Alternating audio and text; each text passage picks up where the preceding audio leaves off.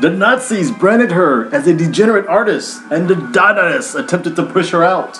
She was a part of the modernist revolution and witnessed the rise of the European avant-garde, the emancipation of women, the growth of photography, cinema, mass media, and 2 world wars.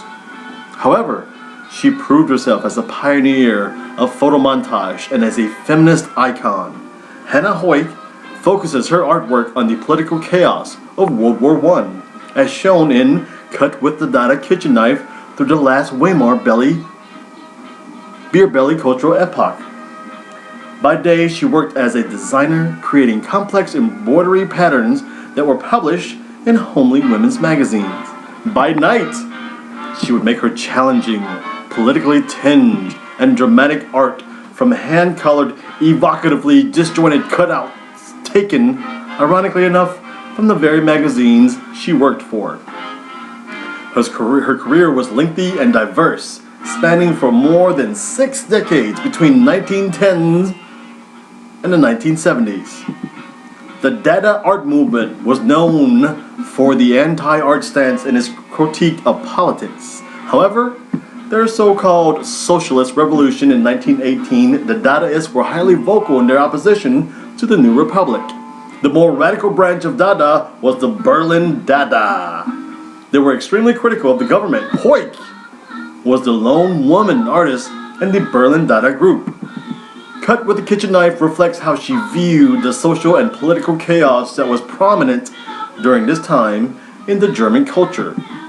The work is a snapshot of 1920.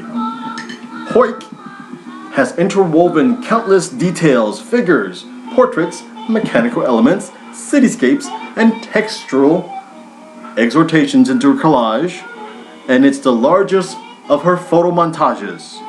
It's about the size of a large poster. The size gives off confidence. Thanks to the fragments being arranged additively rather than compositionally, the work does particular justice to this prevailing atmosphere. There was a lot of fighting influenced by the government official, and she knows and she shows how much of the destruction captured from the long war.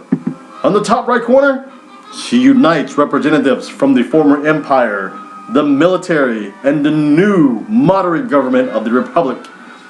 This corner is often reflected as the anti-Dada.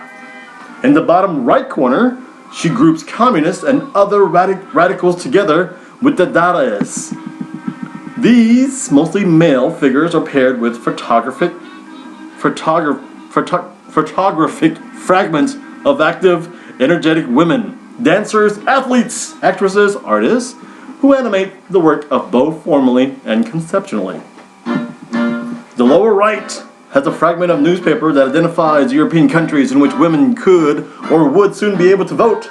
This would include Germany, which granted women suffrage in its 1919 constitution. Höch uses symbols in the title such as a kitchen knife and beer belly to piece together a commentary.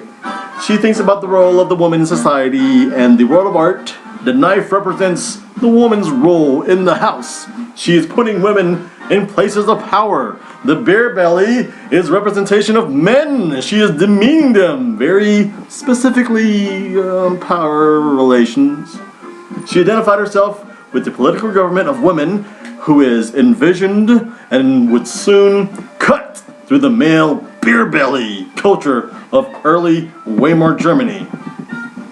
Höch's reputation during the Berlin Dada years was overshadowed by her male colleagues, and especially by the fact that she was romantically involved with Haussmann. She is consistently referred to as the outsider of the group, despite all her activities within it.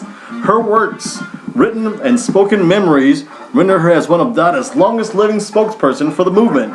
Being the sole woman artist associated with the Berlin Dada group, she was remembered infamously as the good girl of Dada.